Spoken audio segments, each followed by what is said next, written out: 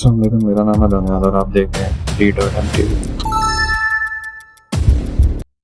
اگر میں آپ سے سوال کروں کہ دنیا کا سب سے طاقتور اور امیر شخص کون ہے یا پھر دنیا کی سب سے طاقتور اور امیر کمپنی کون سی ہے، تو یقیناً آپ میں سے 90% لوگوں کا جواب ہوگا ایلون مسک، جیک بیزول یا پھر مارک زکربرگ یا بل گیٹس یا پھر ان کی کوئی کمپنیز، کیونکہ آج تک ہمیں یہی کچھ دکھایا اور بتایا گیا ہے، لیکن حقیقت یہ ہے کہ یہ دنیا جیسی دکھائی دیتی ہے ویسی تو بالکل بھی نہیں ہے۔ سچ یہ ہے کہ ان تمام کمپنیز کو صرف ایک میجر کمپنی کنٹرول کرتی ہے جس کا نام آج تک آپ میں سے شاید ہی کسی نے سنا ہو، دنیا کے ایلیٹ لوگوں کے خلاف جو کہ پردے کے پیچھے رہ کر پوری دنیا کو اور اس کی اکانومی کو کنٹرول کر رہے ہیں۔ یہ وہ لوگ ہیں جنہیں اگر دنیا کے اندر بھوک ہو، جنگ ہو یا پھر خوشحالی کی صورتحال ہو، انہیں کوئی فرق نہیں پڑتا، بلکہ یہ ہر صورت کے اندر پروفٹ ہی کماتے ہیں۔ ہم بات کر رہے ہیں بلیک راک کمپنی کی، جس کے مالک کا نام ہے لیری فنک۔ اس کمپنی کی نیٹ ورتھ ہے $9.3 ٹریلین۔ یہ اتنا بڑا نمبر ہے، اس کا اندازہ آپ اس بات سے لگا لیں کہ اس کا صرف 1% ہوتا ہے $93 بلین۔ پاکستان جیسے پورے ملک کی پوری جی ڈی پی ہے $348 بلین۔ پوری امریکہ کی جی ڈی پی ہے، یعنی آمدنی ہے جس پر پورا ملک چلتا ہے، اس کا آدھا پیسہ تو صرف اس کمپنی کے پاس ہے۔ یا پھر آپ اس کو اس طرح سے سمجھ سکتے ہیں کہ یہ انڈیا کی ٹوٹل جی ڈی پی سے 3 گنا زیادہ ہے، یعنی کہ یہ کمپنی انڈیا جیسے 3 ملکوں کو اکیلے پال سکتی ہے۔ اب سوال یہ ہے کہ اس کمپنی کے پاس آخر اتنا پیسہ اور اتنی پاور آئی کیسے؟ یہ کیسے دنیا کی بڑی بڑی کمپنیز کی اصل مالک ہے؟ یہ ایسا کون سا کام کرتے ہیں کہ ان کی آمدنی کا گراف مسلسل اوپر جا رہا ہے؟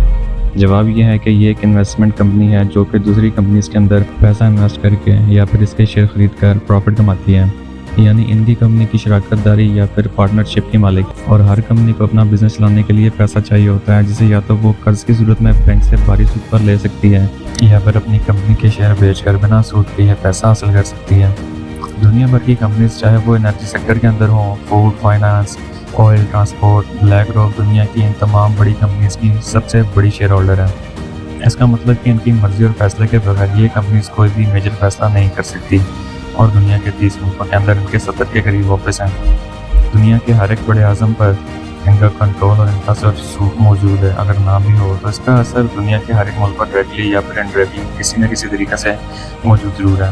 یہ کمپنی دنیا کے ترقی یافتہ ملکوں کو قرض تک دیتی ہے۔ مثال کے طور پر اگر کسی ملک کے اندر ایک سرکاری ملازم کا پینشن اس کی تنخواہ سے کٹتا ہے تو گورنمنٹ بجائے اس کے کہ اس پیسے کو اپنے پاس اکٹھا کر کے یا پھر ایک جگہ رکھ کے، بجائے اس کے کہ اس کا کوئی فائدہ نہ اٹھائے، اس کی بجائے یہ پیسہ بلیک راک کو پروفٹ پر دے دیتی ہے، اور بلیک راک اس پیسے کو مزید کمپنیز میں انویسٹ کر کے پروفٹ کما کے، اور بلیک راک اس سے مزید کمپنیز کے اندر انویسٹ کر کے اپنی دولت کو مزید بڑھاتا ہے، اور اس پروفٹ کی کچھ پرسنٹیج کو گورنمنٹ کو بھی دیتا رہتا ہے، جس سے کمپنی بھی خوش اور گورنمنٹ بھی خوش۔ اس جیسی نہ جانے کتنی اسکیمز اور فنڈز کو بلیک راک اکیلے مینیج کرتا ہے۔ اور کچھ مشہور کمپنیز کی بات کریں تو فورڈ کے اندر 7.2%، فیس بک یا میٹا میں 6.5%، ایپل میں 6.5%، جے پی مورگن 6.5%، میریزون میں 7.5%، اور گوگل جیسی پیرنٹ کمپنی کے اندر یہ 12% سے زیادہ کے شیئر ہولڈرز ہیں۔ حالانکہ گوگل کے دونوں مالک گوگل کے اندر صرف 12% کے شیئر ہولڈر ہیں۔ آپ کے گھر میں آنے والی گروسری سے لے کر ایئرپلین کے لگنے والا اسٹیل، اس میں بھرنے والا فیول اور خود اس ایئر لائن کی شیئر ہولڈر تک یہی بلیک راک کمپنی ہے۔ ہوٹل، مال، فیشن برانڈ، فوڈ، گیمنگ، کوئی بھی ایسی کیٹیگری جو کہ بہت زیادہ مشہور ہے ایسی نہیں ہے جس کے اندر اس کا شیئر موجود نہ ہو۔ آپ گوگل پر کوئی بھی سب سے بڑی کمپنی سرچ کر کے دیکھیں، اس کی شیئر ہولڈر کے اندر ایک کمپنی بلیک راک ضرور ہوگی۔ یعنی آپ کچھ بھی دنیا میں کسی بھی بڑے مشہور برانڈ یا پھر کسی بڑی کمپنی سے خرید لیں، اس کا پیسہ سیدھا بلیک راک کو ہی جائے گا۔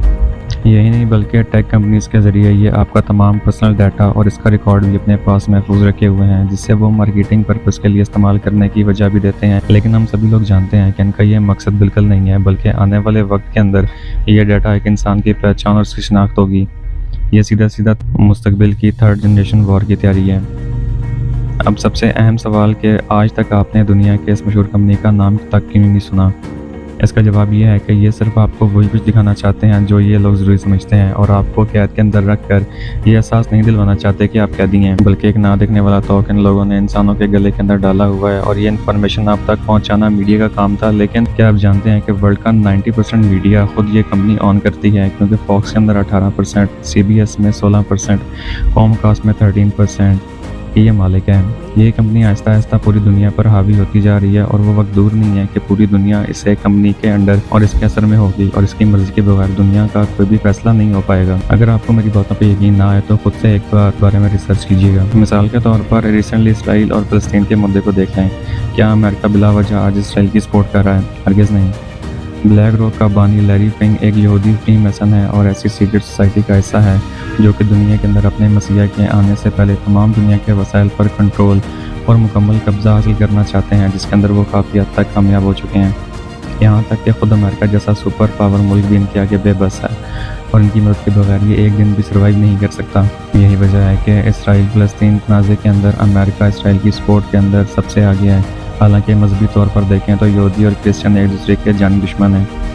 یہ ماضی میں ایک دوسرے سے کئی خونی جنگیں لڑ چکے ہیں، لیکن آج کے ٹائم کے اندر پردے کے پیچھے موجود لیری فنگ جیسے یہودی فری میسن کا گروہ بلکہ پوری دنیا کے اکانومی سسٹم کو اپنی انگلیوں پہ چلا رہا ہے۔ یہ لوگ دنیا میں ون ورلڈ آرڈر تقریباً لا چکے ہیں، جہاں پر کسی ادارے کی ملکیت اور پہچان بھلے کسی اور شخص کے پاس ہو، لیکن اس کا اصل مالک اور اس کا کنٹرول ان چند سیکرٹ سوسائٹی کے ممبرز کے پاس ہوگا۔ اس لیے آج دنیا کی 99% دولت ڈائریکٹلی یا پھر انڈائریکٹلی صرف دنیا کے ان 1% ایلیٹ لوگوں کے پاس ہے اور باقی دنیا صرف 1% کے لیے ایک دوسرے سے لڑ رہی ہے۔ یہ 99% دولت دنیا کے 13 یہودی فیملیز کے پاس ہے اور یہ دنیا کی politics, media, social media, economy, banking, entertainment, defence, education سب کچھ کنٹرول میں کیے ہوئے ہیں، جن کی ڈیٹیل ہم کسی اور ویڈیو میں جانیں گے، ورنہ یہ ویڈیو بہت لمبی ہو جائے گی۔ اب آپ خود اندازہ لگا سکتے ہیں کہ ہم لوگ ون ورلڈ آرڈر یا پھر ایک عالمی شیطانی حکومت کی بات کرتے ہیں تو اس کا اصل مطلب کیا ہوتا ہے۔